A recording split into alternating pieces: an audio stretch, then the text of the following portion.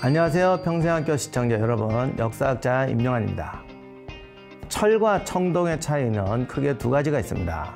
첫째는 보편성입니다. 청동의 재료인 구리는 귀하고 주석은 더 귀합니다. 그래서 청동 제품은 고가이고 대량 생산이 어렵습니다. 그러다 보니 청동 무기로 무장한 군대는 병력을 늘리기가 쉽지 않습니다. 또 한 가지 특징은 강도죠. 아무래도 청동은 철기보다 무릅니다. 고가에다가 무르기까지 하니까 농기구로 사용하기 어렵습니다. 그래서 청동기는 생산력 발전에는 큰 역할을 못합니다. 청동기가 생산력 발전을 추동하는 게 아니라 생산력이 다른 이유로 발전해서 그 결과로 청동기가 나옵니다. 농업도 발달하고 무역도 발달하고 여러 가지 이유로 사회가 성장하고 국가가 커지면 고가이고 수량도 적은 청동기가 제기, 장신구, 무기 등으로 제조됩니다. 청동과 철의 결정적인 차이가 뭐냐면 철은 부식되고 청동은 부식이 안 됩니다. 그래서 왕, 신전 이런 곳에서 다 청동을 좋아하게 됩니다. 이제 철로 들어오면 철은 일단 흔합니다. 그래서 철기로 농기구를 만들면 여러 가지 노동이 아주 쉬워집니다. 특히 중요한 것이 쟁기예요. 철로 쟁기날을 제작하면 땅을 쉽고 깊게 팔 수 있습니다. 이걸 심경이라고 하는데 실제로 엄청나게 깊게 파는 건 아니고요. 한 10cm에서 15cm 들어가는 겁니다.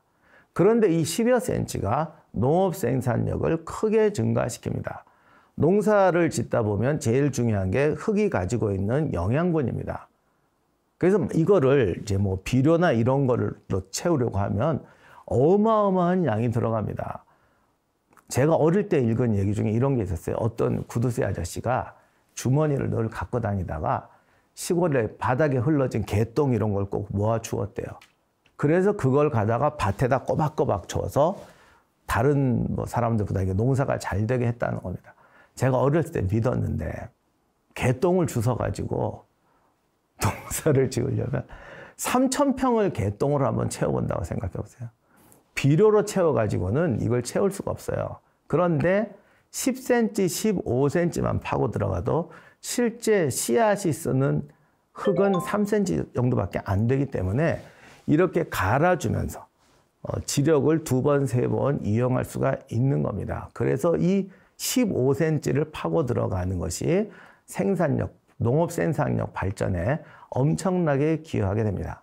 이렇게 철기는 농업 생산력 발전에 엄청나게 큰 공헌을 합니다. 따라서 철기 시대가 시작되면서 사회 발전이 급속도로 빨라지기 시작합니다. 농업 생산량이 늘자 무기도 늘어나죠. 군대가 정복 전쟁을 하려면 제일 필요한 것이 병사와 식량입니다. 철기는 둘 다 크게 늘려주죠. 무기 제작도 늘려주고 군량도 늘려줍니다. 수레바퀴의 축과 바퀴살도 철제로 제작하면 이 수레가 엄청난 내구성과 이동 능력을 장착하게 됩니다. 바야흐로 정복의 시대가 열립니다. 이때부터 국가는 도시나 지역을 넘어서 영역국가가 되고 더 멀리 나가서 제국이 탄생하기도 합니다. 청동기 시대에는 절대로 불가능한 발전입니다. 그런데 이렇게 말씀드리면 철기로 무기를 제작하는 것이 너무너무 쉬울 것 같은데 이게 쉽지가 않습니다. 일단 재련술이 과제였습니다. 철은 구리와 주석보다 흔하다고 말씀드렸어요. 그런데 청동기를 만들던 사람들, 즉 구리와 주석을 섞어서 합금을 만드는 사람들이 철을 몰랐을 리가 없죠. 그런데 왜 철기 사용이 청동기보다 늦었을까요? 금속은 자연 상태에서 여러 이물질과 섞여서 존재합니다. 그러니까 철광석 뭐라고 이렇게 하잖아요. 돌하고 섞여 있어요. 그러면 순수한 철을 뽑아내려면 녹여서 재련을 해야 됩니다. 구리가 녹는 점은 800도 정도입니다. 철은 1500도 정도여야 녹습니다. 이 차이가 심각한 차이입니다. 왜냐하면 800도 정도는 어떻게 나무를 막 떼든지 어떻게 해서 얻을 수가 있어요. 그러니까 이렇게 붓도막 같은 거 만들고 이렇게 돌그릇에다가 이제 구리광석을 넣고 불을 떼면 800도로 가열해서 구리를 추출할 수가 있습니다. 근데 1500도는 자연 상태의 재료, 나무나 뭐 이런 거 써가지고 도저히 나오질 않습니다. 특별한 방법을 사용해야 1500도라는 고열이 나옵니다. 이 요령을 찾아내기 전에 순수한 철을 뽑아낼 수가 없었어요. 그러면 이때는 철을 어떻게 썼느냐? 재련된 철, 순수한 철은 운석에서나 얻을 수 있었다고 합니다. 고대 이집트 기록 같은 데서 철은 하늘이 내려준 금속이라는 내용이 있었다고 합니다. 왜? 운석에서 나오니까. 그래서 처음에는 금보다 더 귀하고 왕과 같은 고귀한 사람들만 철로 장식품을 만들어 썼다고 합니다. 왜냐? 하늘에서 내려왔죠. 이게 워낙 귀하죠. 그리고 조금만 관리 안 하면 녹슬고 부식되어 버립니다. 그래서 철은 사실은 정말 귀한 금속이었습니다. 운석에 기대지 않고 재련법을 찾아내서 철기를 처음 만들었던 사람은 히타이트족이라고 합니다. 히타이트인은 튀르키예에 있는 깊은 산속 오지에 위치한 곳에 나라를 세웠습니다. 이들은 아주 험준한 산에 의존해서 요새를 만들어 살았는데 이 히타이트 수도가 있던 곳의 지형이 아주 독특해서 이렇게 산 사이에 큰 계곡이 있고 계곡이 이렇게 칼로 벤 듯이 쪼개져 있습니다. 이 계곡 사이로 봄이 되면 강한 계절풍이 불어왔다고 합니다. 이때 이 계곡에서 화로를 만들어서 불을 지피면 바람이 워낙 세게 불어오니까 산소 공급이 잘 돼서 고열이 발생합니다. 즉 쇠를 녹일 수 있을 정도의 고열이 발생합니다. 학자들은 이런 과정에서 철의 재련법을 알아낸 것이 아닌가라고 추정을 합니다.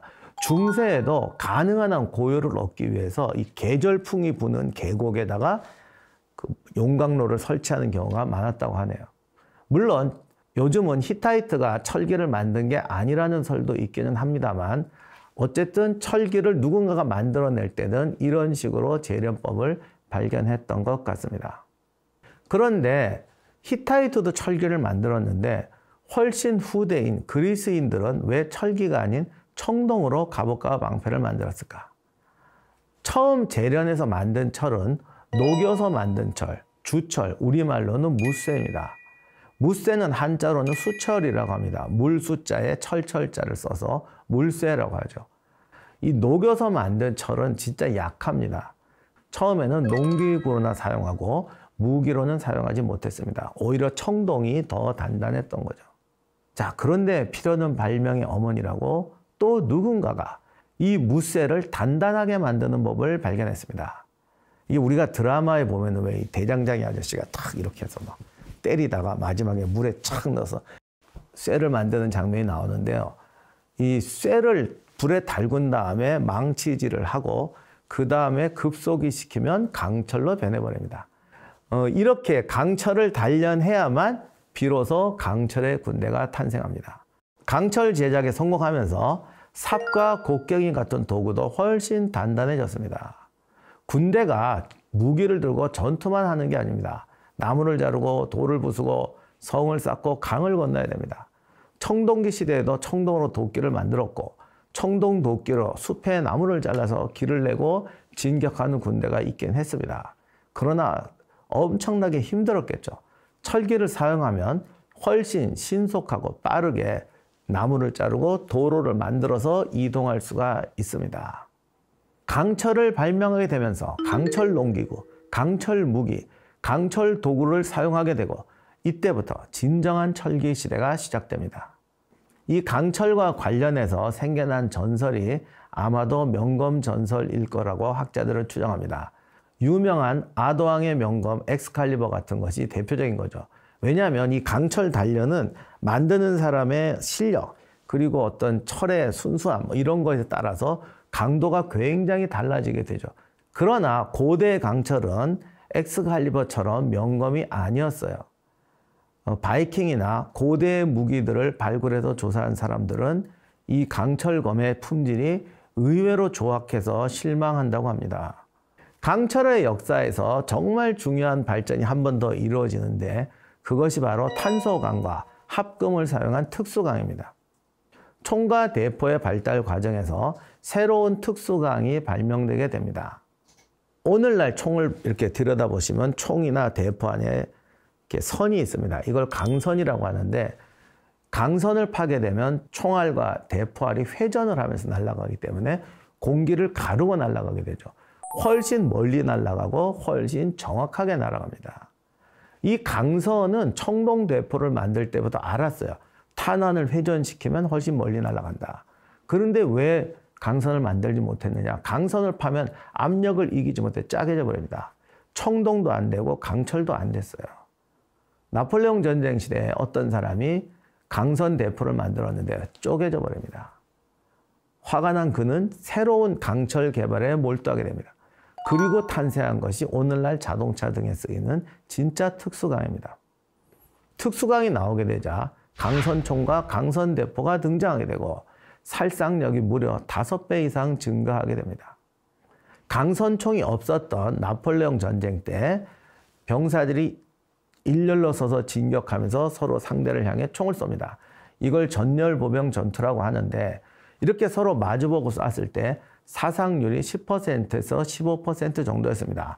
총알이 날아가는 거리도 짧고 명중률도 낮았기 때문이었습니다. 그런데 강선총이 나오니까 사정거리도 3배 이상 늘어납니다. 총알의 위력도 훨씬 강해졌죠. 서로 마주보고 쐈더니 그냥 연대가 전멸해버립니다.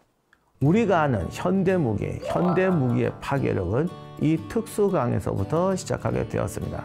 이때부터 전쟁이 놀라운 속도로 잔인해졌고 그런 전쟁에서 이기기 위해서 국가도 전쟁과 무기 개발에 엄청난 투자를 하게 되고 이로 인해서 사회의 발전 속도가 또 한 번 요동치게 됩니다.